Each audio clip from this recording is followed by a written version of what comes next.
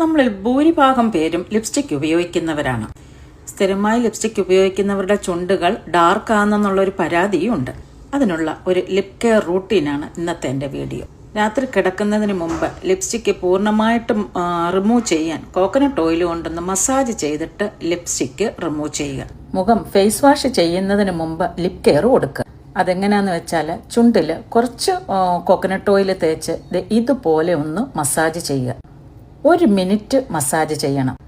Lip cleanser കൊണ്ടോ അല്ലെങ്കിൽ നമ്മൾ യൂസ് ചെയ്യുന്ന ഏതെങ്കിലും ഫേസ് വാഷ് കൊണ്ടോ ലിപ്പ് നന്നായിട്ടൊന്നും കൂടി 1 മിനിറ്റ് മസാജ് ചെയ്തതിന് ശേഷം വേണം ലിപ്പ് ക്ലീൻ ചെയ്യാൻ. ലിപ്സ്റ്റിക് ഇടുന്നതിന് മുമ്പ് ലിപ് ബാമോ, ഇനി ലിപ് ബാം ഇല്ലെങ്കിൽ ഒരു വാസലിനെങ്കിലും തേച്ച് ഒരു 5 മിനിറ്റ് വെയിറ്റ് ചെയ്തതിന് ശേഷം ലിപ്സ്റ്റിക് ഇടുക.